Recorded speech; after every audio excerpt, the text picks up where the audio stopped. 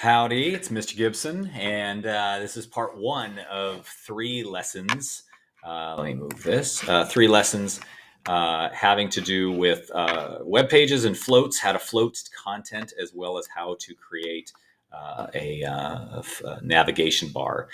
This is part one. Is going to deal with building out a web page and how to use a box theory to put your content into invisible boxes using the div tag and maneuver them around. So let's get going.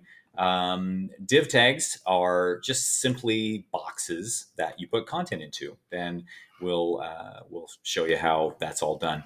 On one side of codepen.io is my HTML. On the other side is my CSS. I'm going to put this into widescreen. There we go. And then down below is my live content, and we can see how this is all going to work. All right. First off, we've got our simple HTML in here, including a header div and a footer div.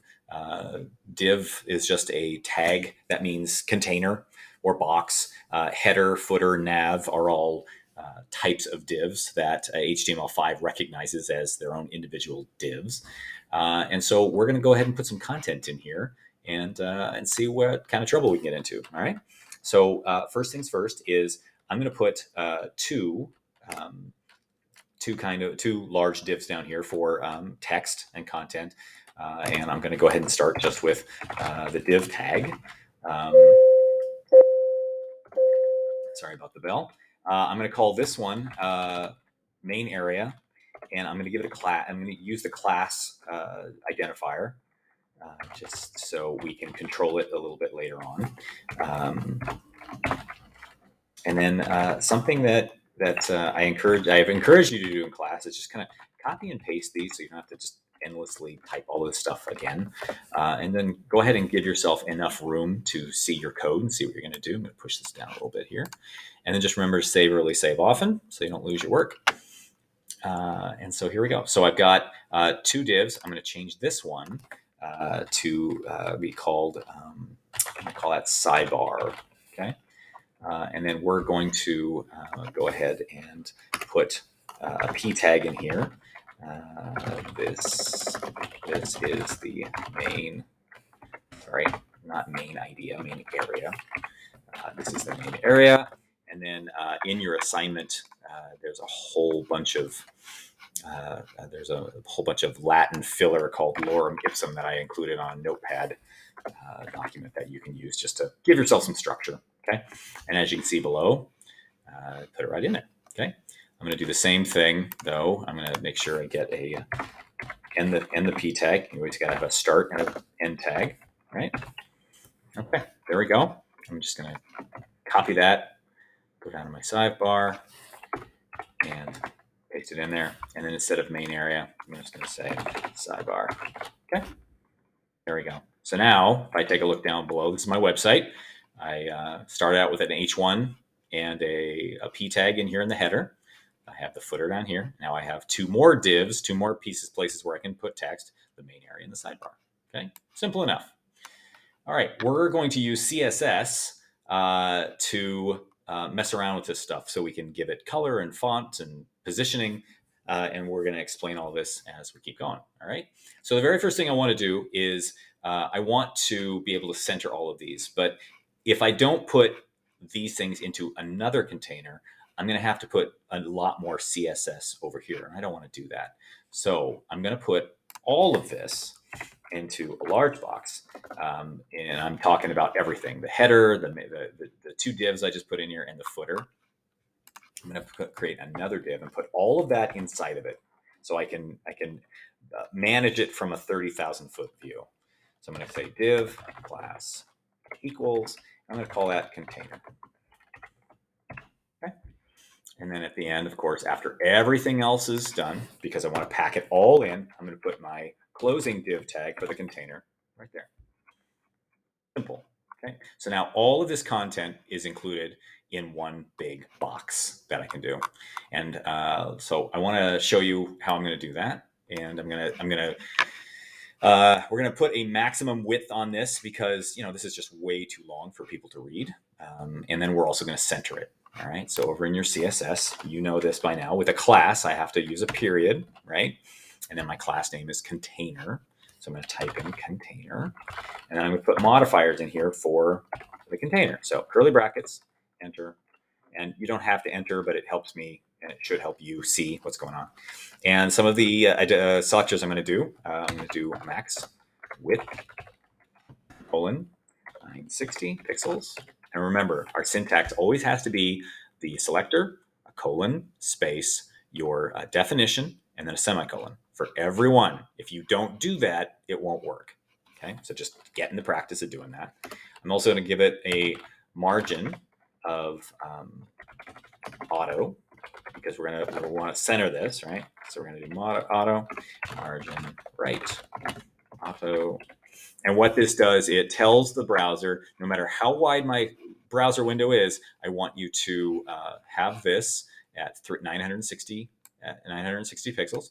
And I want the left and the right margins to be auto, which means it's going to center it. Okay, and it did exactly what we wanted it to do. Okay, cool. I want to, instead of having this stacked, so having this stacked and having that stacked, I want to put them side by side. And that's how we're going to use, we need the float CSS definition in order to do that, or the selector rather. So I'm going to put, because I want these two to be side by side, I'm going to put those in another box. So up here, this is the start. This is the start of my div, my main area box, which is this one here. So right up here, I'm going to hit enter. I'm going to create a new div class equals content area. And remember, we have to have no spaces, no capital letters, just hyphens and underscores in order for that to work. Okay.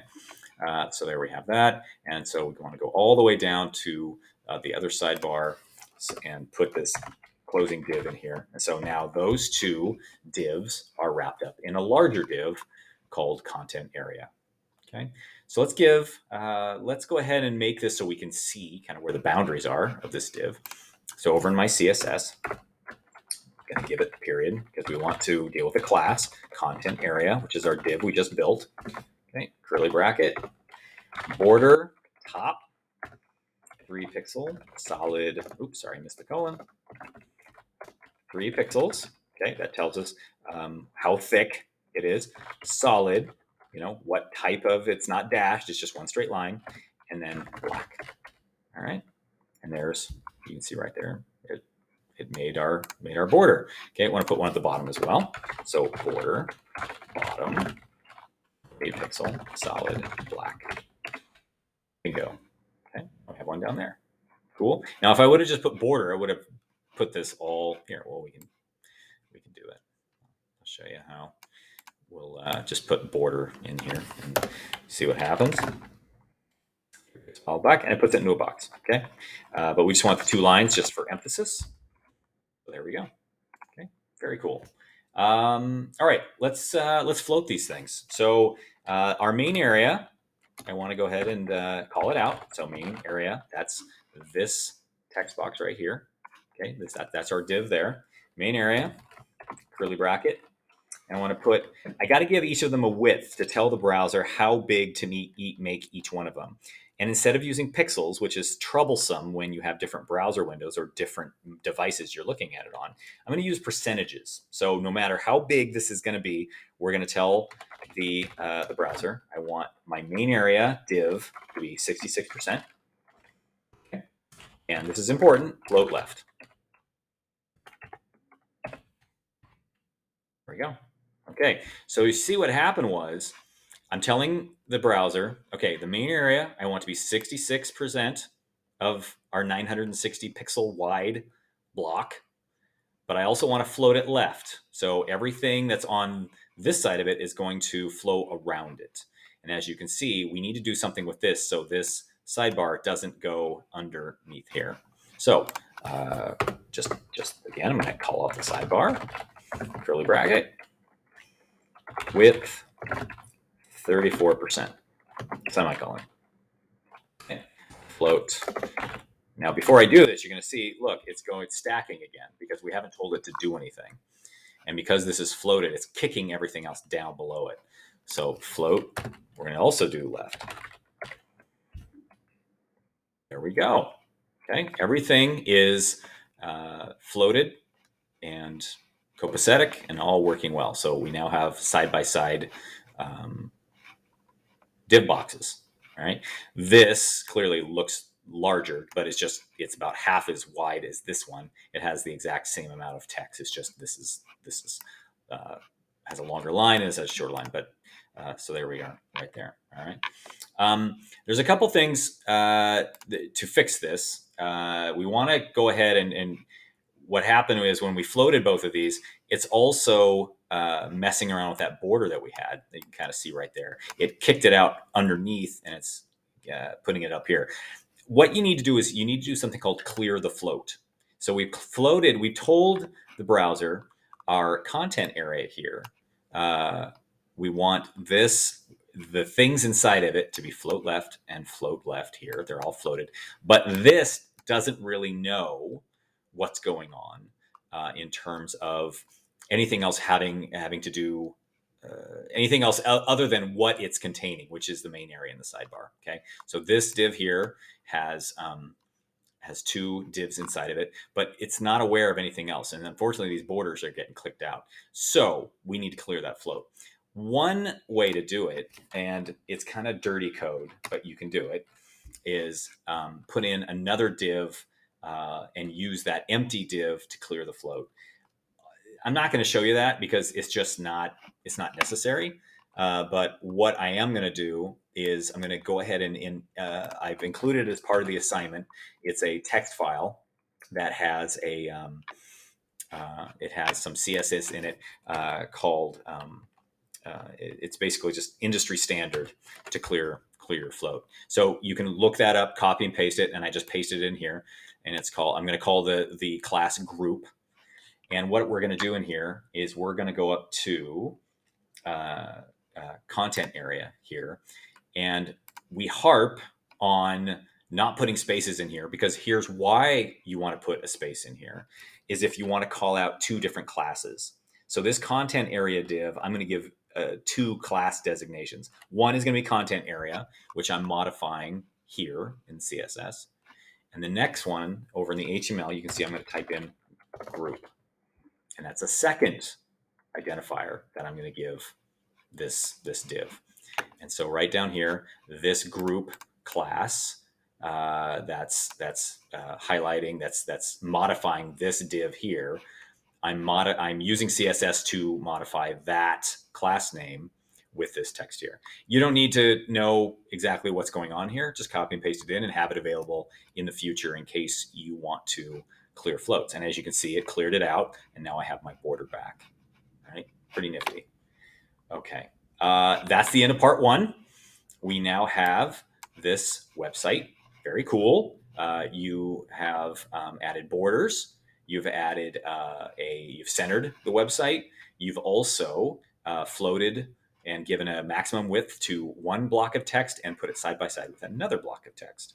In the next lesson, we'll talk about how to add fonts and color and make it more look like a magazine or professional website. Thanks for watching, and we'll see you real soon.